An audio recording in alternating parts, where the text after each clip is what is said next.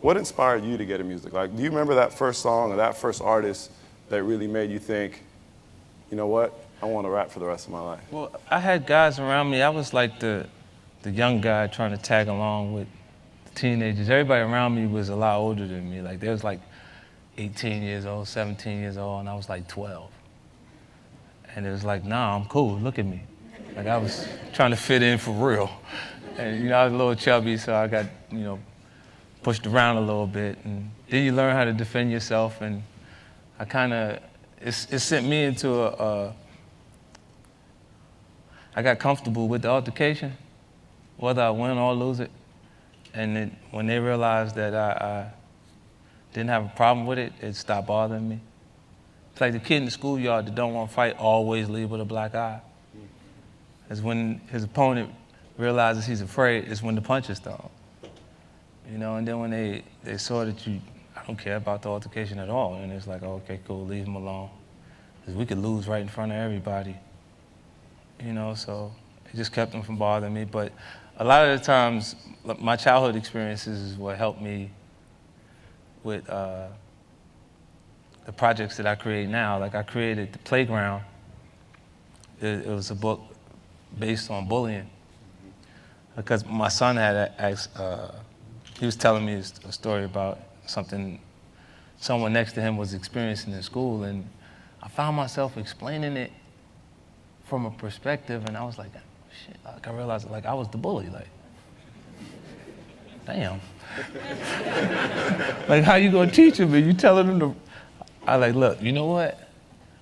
I wanted to create a book where I made the audience like the bully before I had him realize that his own actions was coming from something internal that had nothing to do with those situations, that was at the core of why he was behaving that way. And that book was a successful book. Actually, my book agent is here now. You know, it's a successful book, and it's now picked up to become an animated television show on Fox. So you'll see it soon. Let's go. You know I got what it takes to make the club go out of control. Quit playing, turn the music up a little bit. Now swing me, now shout it, let's get into it. You know I got what it takes to make the club go out of control. Quit playing, turn the music up a little bit. Now swing me, now homie, let's get into it. How did having your son impact your career? Well, he made me have to make a decision, you know, because I knew that it was clear that if I wasn't around to take care of him, nobody would take care of him, you know, and I was trying to have the relationship with him that I didn't have with my dad, you know, so it was really cool in the beginning, but like, relationships will make you try to assess what you actually value. And we got people that are good at some things and not good at others. And you see me have consistency with making music or a part of the deals, because I can read the contract. I understand what they're actually saying. If I don't understand the terminologies, I ask the attorney to explain me, what does this part mean? Like, so the part that I've lost consistently has been in my investment of friends and relationships. It's not as visible, but when the time has went by and you feel like you're developing a friendship with someone, because even in relationships, if you feel like you're engaged or you're married or you have a situation, I think the real important thing in those scenarios is that you sustain your friendship from the beginning. Mm-hmm. And because the investment is usually lopsided, whoever's invested a little more becomes angry or resents you to the point that you can't actually be friends anymore. You know, and I'm not like shit, I got this information by default. There's no handbook for that. Yeah, like, there's no way to, this is like just trying to understand it, you know what I mean? And it's been difficult because, like, me and my son's mom are not friends. You know, like, and he's on the seesaw.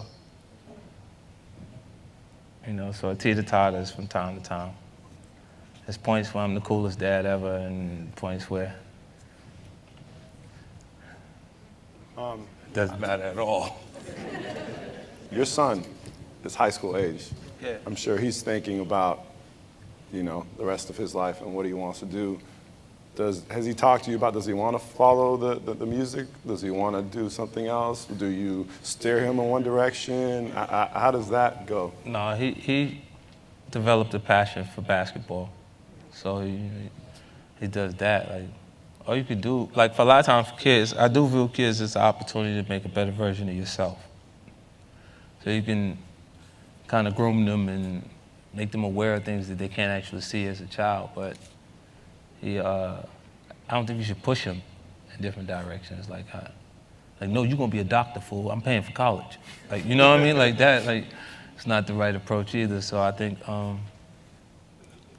I kind of like want to let him find himself in that way, and then go from there. He never really wanted to actually be like, he had more passion for what he watched Dre and them do.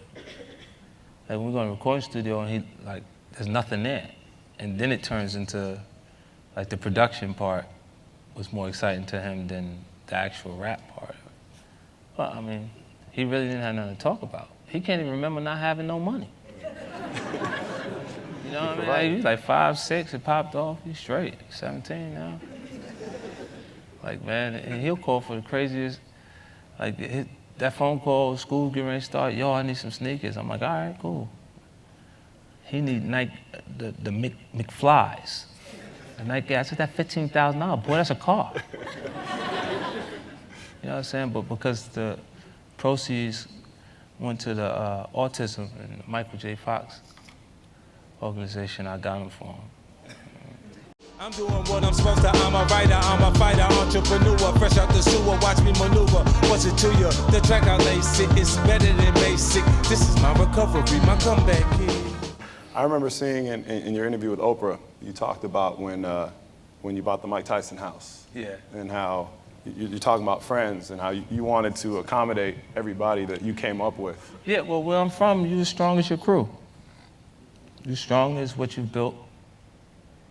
And, you know, I bring that lesson into what I was doing in music. And we had so much success at that point, I wasn't sure everything else was gonna work. You know, so I got a place that was big enough for us to be there and still have my space, like when I'm by myself, even though everybody's here. So the house was 55,000 square feet. I think it's I think it's number 2 or number 3, the biggest home on the East Coast. At what point in your life did you realize that, you know, I need to take care of 50, and there's a lot of people out here, but they might not have my best interest at hand? Well, I mean, I've seen so many people with bad intentions before we get to that point of success that kind of was aware of it, just not overextending myself in certain situations. Like a lot of the artists,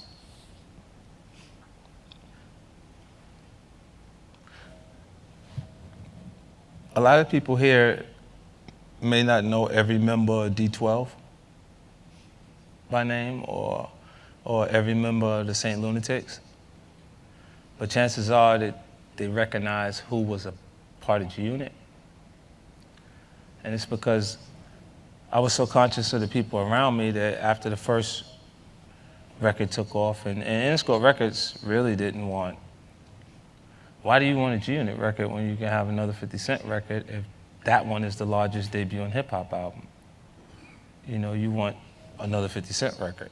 So I was adamant about positioning them properly because those crews with D12 and St Lunatics had people that spearheaded them, like Eminem and Nelly, that had so much success. Those projects would take 2 years before they were finished. Like it would come out and be such a huge success that they're traveling and they're touring and so much going on that the crew would be there and they would turn into like those guys that are just in the background. So when you launch 2 albums before you get to them, people start to see them like they see this backdrop. Like you the guy in the background when Nelly used, I know you the guy with Nelly. You know, like they know you for that instead of what you actually do as an artist. And I didn't want that to happen, so I made the G-Unit project happen at that point. And it kind of offered them different things. And to the point that I was actually writing the music.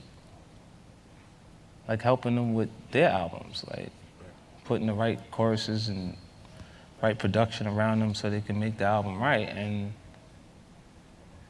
I think there's certain things that you do where you enable people and they feel like you're supposed to do that. This is how we do it versus, you know, that they appreciate when you're actually doing it, you know. And so I've made that mistake also.